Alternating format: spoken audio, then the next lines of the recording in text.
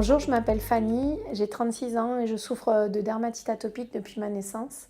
J'ai décidé de partager avec vous mon vécu et notamment le regard des autres. Voilà, ça c'est le problème quand on a une maladie qui se voit. Et en fait, toute mon enfance, quand j'avais mes moments de désarroi, je disais mais pourquoi j'ai une maladie qui se voit? En fait, j'aurais aimé une maladie qui ne se voit pas. Mais la réalité, c'est que la dermatite atopique, on ne peut pas faire plus visible que ça. Donc voilà, c'était évidemment compliqué le regard des autres. Moi, j'ai eu la chance d'avoir un entourage familial qui m'a toujours soutenue et qui m'a aidée à rester combative et à ne pas me laisser abattre par le regard des autres. Mais j'ai malgré tout vécu comme tout enfant, comme tout adolescent, comme tout adulte qui souffre de dermatite atopique, de réflexions déplacées et violentes. À l'école primaire, ça allait à peu près, j'étais dans mon petit cocon.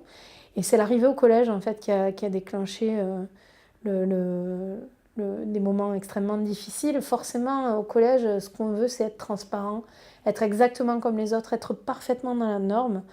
Et donc, de par les habits, de par l'attitude, de par les activités, on veut rien qui sorte de l'ordinaire pour être parfaitement lisse et se fondre dans la masse. Et ben moi, forcément, c'était totalement impossible de se fondre dans la masse. Déjà, j'étais extrêmement petite à cause de mon retard de croissance dû à la prise de cortisone par voie orale.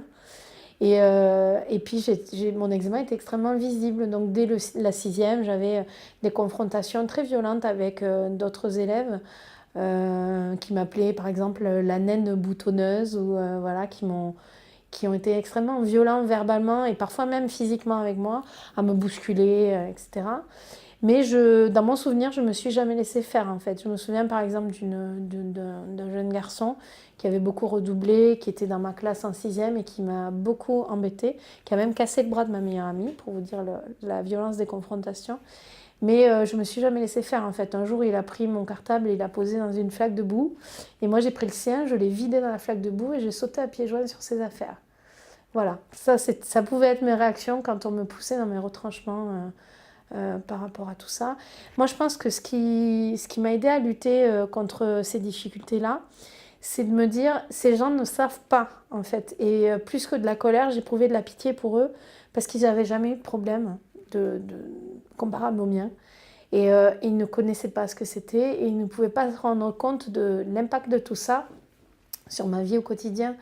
Donc en fait, j'ai eu l'envie et le besoin de faire de l'éducation autour de ça. Donc moi, je parlais beaucoup de ma maladie, sans que ce soit le sujet principal de conversation, mais je veux dire, quand le sujet venait sur la table, j'avais envie d'en parler pour que justement les gens comprennent, connaissent et se rendent compte de l'impact. Et en faisant ça, je désamorçais beaucoup de situations parce que finalement, la violence des propos vient souvent de l'ignorance, la peur que ce soit contagieux.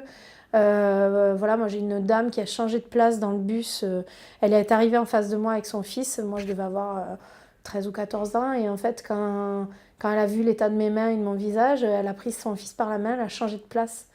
Et j'ai compris que c'était à cause de moi. Donc moi j'avais une espèce de double peine, quoi. Non seulement j'étais malade, mais en plus j'étais comme ça rejetée par mon aspect physique. Et en fait, je suis allée voir cette dame et je lui ai expliqué. Je lui ai dit, vous savez, ce dont je souffre, c'est ça. Et c'est pas contagieux. Par contre, votre bêtise, elle est sûrement contagieuse pour votre enfant et je le plains. Donc voilà, j'avais déjà beaucoup d'aplomb à 14 ans et pour ça, j'ai eu de la chance d'être armée comme ça. Mais si j'avais un conseil à faire passer, c'est vraiment d'éduquer les gens autour de ce que vous avez parce qu'ils vous blessent souvent par ignorance en fait. Voilà. Et en fait, plus vous serez fort et positif et plus vous prendrez de recul sur votre situation et plus les autres vous verront comme vous êtes vraiment. Donc moi j'ai toujours eu des vrais amis, je pouvais les compter sur les doigts d'une main, mais peu importe, c'était des vrais amis qui ne s'arrêtaient pas à cette différence physique et avec qui j'ai vécu des moments extraordinaires, collège, lycée, et même au-delà, et même encore aujourd'hui, voilà, j'ai des amis totalement extraordinaires qui m'ont toujours soutenue.